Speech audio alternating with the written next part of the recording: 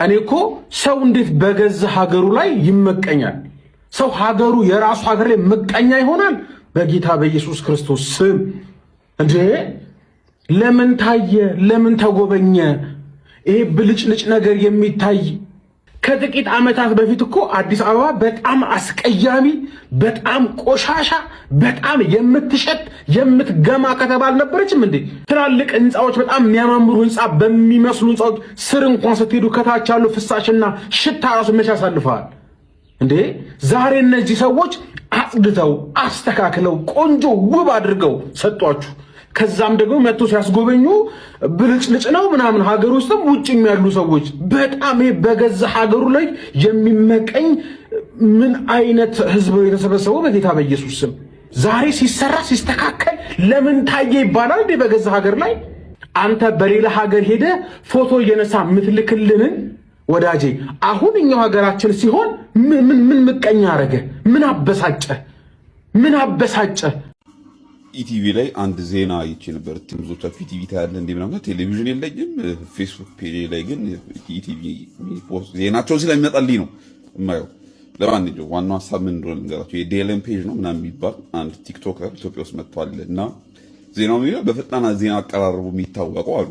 አይሆፕ ልጁ ፈጣን ሊሆን ይችላል። ስለዚህ ምን አድርጉት መሰላችሁ? ይሄኛውን አድዋ ፕሮጀክት ምናምን ከታሳዩት አሊ ዶሮ ላይ እዚህ ገብረ ጉራቻ አንድ መኪና ሙሉ ሰው ታግቷል እና እሱ እንዲዘግብ ቢያንስ እድል ስጡት እና ኢትዮጵያ ውስጥ ያሉ የዜና አቅራቢ ኮንቴንት ክሬተሮች ምናምን ቲክቶከር የሚባሉ ሰዎች ጠቅላላ በኢትዮጵያን ሞትና መከራ ላይ ነጋዴዎች ናቸውና እነዚህ አይነት ነገሮችን ዝም በማለት ማይረባ አስፋልትና ምናምንና ቅጠላቅጠል በማስጎብኘት የሚሻቅለው የሚያድሩ ናቸው ሁሉ ማለት ይቻላልና በእርግጥ እሱም ቢሆን ኢትዮጵያ ውስጥ የመጣው ተከፍሎት እንደሆነ እናውቃለን። ሳይከፈለው እግሩ እንደማያነሳ እናውቃለን። ለካ የመንግስት ተከፋይ ነው እሱም ቢሆንም ያው አጠገቡ ያላችሁ ሰዎች ምናምን ዜና የማቅረብ ፍላጎት ስላለው ልጁ ቢያንስ እንደዚህ አይነት ነገሮችን ያርግ።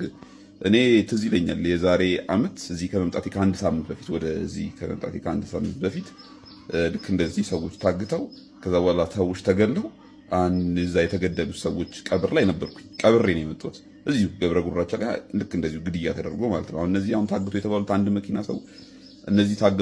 አንድ መኪና ሙሉ ሰዎች ይሙቱ ይዳኑ አናውቅም። ዕጣ ፈንታቸው ምን እንደሚሆን አይታወቅም እና ንገሩት ለዲኤልኤም ፔጅ የፖሊስ መኪና ምናምን የሚያጅብክ ለክብርክ አይደለም በሉት። እንዳትታገት ፈርተው ሊሆን ይችላል። የሆነ ሰው መጥቶ እንዳይወስድክ ፈርተው ሊሆን ይችላል። የሆነ ሰው እንዳይገድልክ ፈርተው ሊሆን ይችላል የሚያጅቡክ እንጂ ስለአንተ ክብር ማንም ግድ አይሰጠውም። እና አጠገቡ በጣም ብዙ ቲክቶከሮች እንዳሉ አውቃለሁ እና ይንገሩት፣ ቅርቡ አይደሉ ይንገሩት፣ እንደዚህ እየሆነ ነው ምናምን ይበሉት።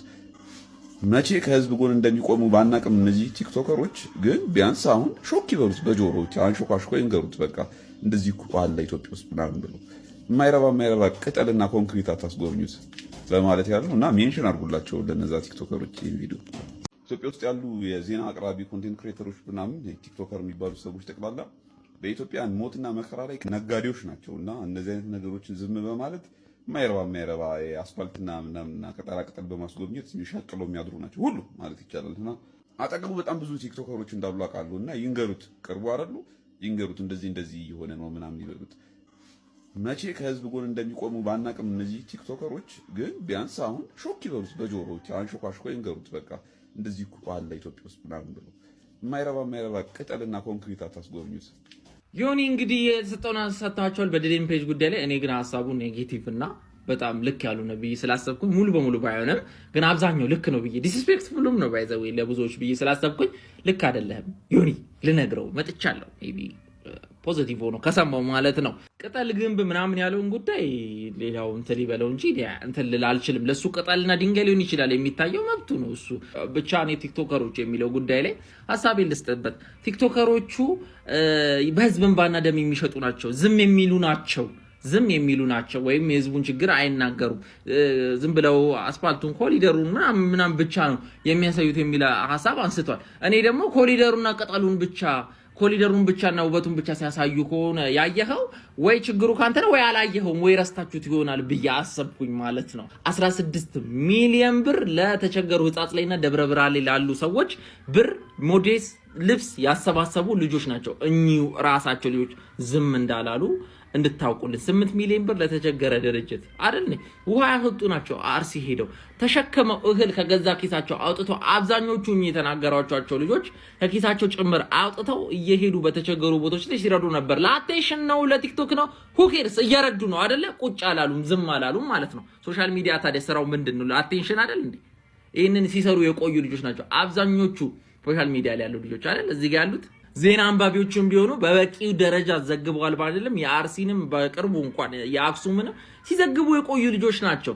በበቂ ሁኔታ ባለው ችግር ደረጃ ላይ ዘግቡ ይችላሉ። ስለዚህ ዝም አላሉ። ምናልባት እንደውም ዝም የተባለ ከተባለ ዮናስ እኔና አንተ ነን ህዝቡ ትንትል ብሎ ብርም ለማሰባሰብ ምንም ነገር ያላደረግነው ምናልባት እኔና አንተ ነን ዝም ካሉት ወገን እንጂ እነሱ ዝም ያሉት ወገን ናቸው ብዬ አላምንም።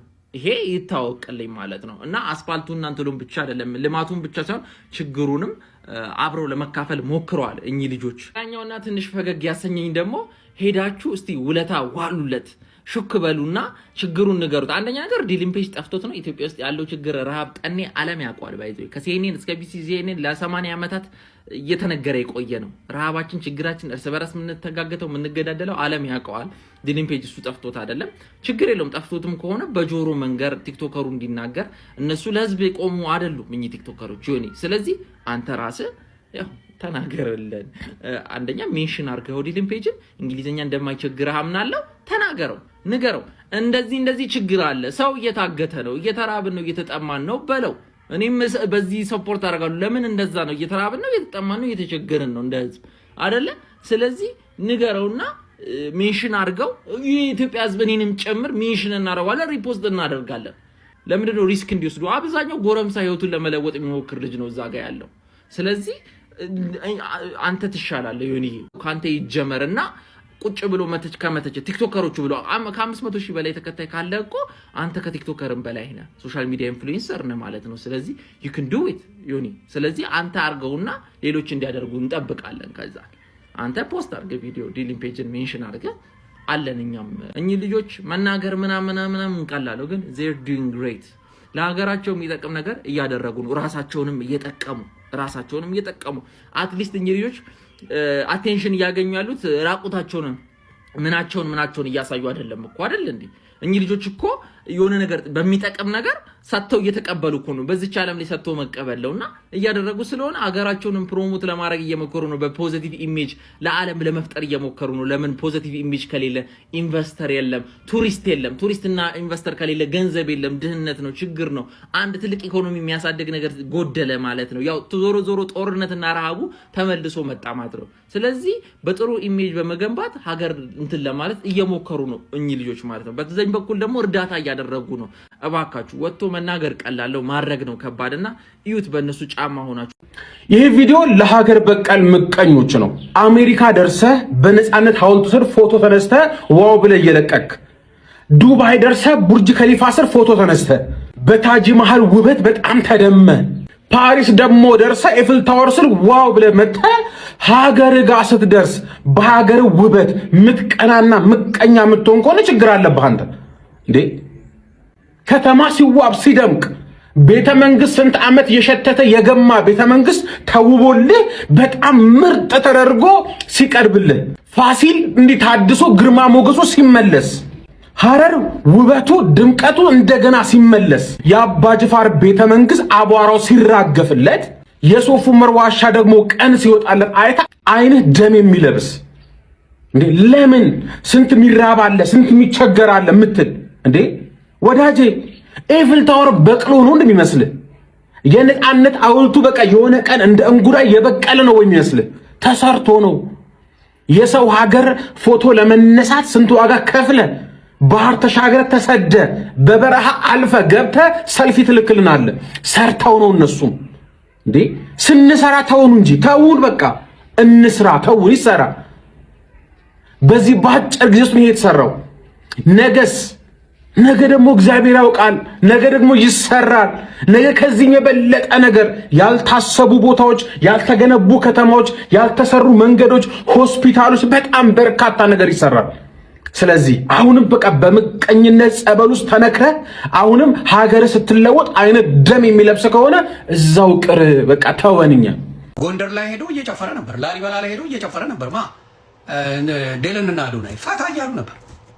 አዲስ አበባ ላይ እልል ብሎ ፈታ እያለ ነበር። ሌላም ቦታ ላይ ሄዳል፣ ፈታ ይላል።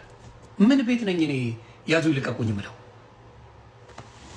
ይንቀባል። ህዝቡ እዛ ያለው አብሮ እየጨፈረ አብሮ ያዙ ይልቀቁኝ እያለ እኛ በግድ ህዝብ ይጠላቸዋል። እዛ ምንም ኮምፕሌን የሚያደርግ የለም። አንተ ጋር መጥቶ ግን ሊያስወጋ ምን ያደርጋል? ዮኒ ማኛ እንዲሆናል ወይ የሆነ ቦታ ሄድና እንደዚህ ሆነናል እኮ ምናምን ብሎ በስራ ያስወጋጋል ነው። ከዚህ በኋላ በፍጹም ዘግዝቆ ብልጽግና ቢገርፍ ዮኒ ማኛ እጁን አንስቷል። አድርሱላቸው፣ ለእነ አዳነች አቤቤ፣ ለእነ ሽመልስ አብዲሳ፣ ለእነ አቢቹ በሙሉ አድርሷቸው። እንዲያውም አሁን ሳስበው እንደ መንሱር ጀማል ኩላሊቴን እሰጣለሁ ምናምን ለማለት እየቃጣይ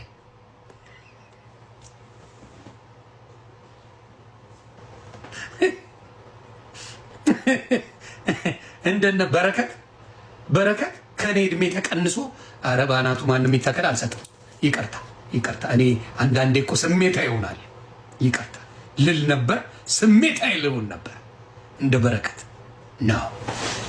እኔ ኢየሱስ ነኝ ብሎ የተናገረው ግለሰብ በዶናልድ ትራምፕ ላይ ጥቃት ሰንዝሯል ተብሏል። ስለዚህ ጉዳይ ልንገራችሁ። በአሜሪካኑ ፕሬዚዳንት ዶናልድ ትራምፕ በመኖሪያ ቤታቸው ማለትም በዋይት ሃውስ ትናንትና የግድያ ሙከራ ተደርጎባቸው ነበር። ማን ያደረገው የሚለውን ነገር ትንሽ እንመልከት። ይህንን የግድያ ሙከራ ያደረገው ይህ ከኋላ የምትመለከቱት የ1 ዓመት ወጣት ሲሆን ጥቁር አፍሪካዊ ነው። ታዲያ ወደ ፕሬዚዳንቱ የመኖሪያ ቤት ማለትም ወደ ዋይት ሃውስ በመጠጋት ማለትም ያው ቼክ ፖይንት ላይ ነው፣ ቤቱ ላይ አልደረሰበትም። የያዘውን ሽጉጥ ከቦርሳ ውስጥ በማውጣት ሲክሬት ሰርቪሶችና እንዲሁም ፖሊሶች ላይ ማለትም ጥበቃ ሲያደርጉ የነበሩ ሰዎች ላይ ተኩስ ከፍቷል። በዚህም እንግዲህ እነሱ ምላሽ በመስጠት መልሰውም እነሱ እሱ ላይ ተኩስ በመክፈት ጉዳት እንዲያስተናግድ አድርገውታል። ወዲያውኑም ወደ ሆስፒታል ተልኮ ሆስፒታል ህይወቱ አልፏል ተብሏል። ታዲያ አሜሪካኑ ፕሬዚዳንት ዶናልድ ትራምፕ ወደ ስልጣን ከመጡ በኋላና ከዛም በፊት እንግዲህ እሳቸው ላይ ያነጣጠሩ የተለያዩ እርምጃዎች ተደርጎባቸው ነበር። ከዚህ ውስጥ እንግዲህ እኚህ የምትመለከቷቸው አራቶቹ ናቸው። ከዚህ ውስጥ እንግዲህ መጀመሪያው እንደምታስታውሱት የምርጫ ቅስቀሳ በሚያደርጉበት ወቅት እንግዲህ ደሞስ ክሎዘት ወይም ለሳቸው የቀረበ የግድያ ሙከራ የተደረገባቸው ነው። ከዛ ውስጥ በኋላ ደግሞ በመዝናኛ ቦታቸው አካባቢ እንግዲህ መሽጎ የነበረውና የተያዘው ሰው ይህ ነው። ሶስተኛው ደግሞ እንደምናስታውሰው ራት እየበሉ ባሉበት ወቅት እንግዲህ መሳሪያ የተለያዩ ብዛት ያላቸው መሳሪያ ታጥቆ ቼክ ፖይንቶችን ለማለፍ ሲሞክር ማለትም በሆቴል ውስጥ የተያዘው ይህ ከኋላ የምትመለከቱት ሰው ነው። አሁን ደግሞ ወደ ዋይት ሃውስ ቀጥታ በመሄድ ጥቃት የሰነዘረው ሰው ህይወቱ አልፏል ተብሏል። ዶናልድ ትራምፕም ስለዚህ ሲቹዌሽን በትሩዝ ሶሻል ሚዲያቸው ላይ ያሳወቁ ሲሆን ሲክሬት ሰርቪስን አመስግነዋል። በተጨማሪም እንግዲህ እንደዚህ አይነት ጥቃቶችን ለመከላከል የሚያስችለን በዋይት ሃውስ መገኘታችን ነው። በዋይት ሃውስ የምንገነባው ቦልሩም ወይም መሰብሰቢያ ቦታ ለኔ ብቻ አይደለም፣ ለተለያዩ የአሜሪካን ፕሬዚዳንቶች ከአሁን በኋላ ላይ የሚመጡ የአሜሪካን ፕሬዚዳንቶች ነው። እነሱ ሴኩር እንዲሆኑና ደህንነታቸው እንዲጠበቅ ያደርጋቸዋል። ለዚህ ምሳሌ በትናንትናው ዕለት የተሰነዘረው ጥቃት ነው። ሲክሬት ሰርቪስን መመለሳቸው ይህን ያሳያል ብለው ተናግሯል። እሳቸው ይህንም ጥቃት የሰነዘረው ግለሰብ የአእምሮ ችግር አለበት ተብሎ የተነገረ ይገኛል። በአንድ ወቅትም እንግዲህ ወደ ኮርስ በመሄድ እኔ ኢየሱስ ነኝ ብሎ ተናግሯል ተብሏል። ሲክሬት ሰርቪስን ባወጣው መግለጫ እንግዲህ ይህ ጥቃት እንደተሰነዘረና ጥቃቱን ማክሸፍ እንደቻሉ ተናግረው የዚህንም ጥቃት መንስኤ እያጣራ እንደሆነ ተናግሯል ማለት ነው።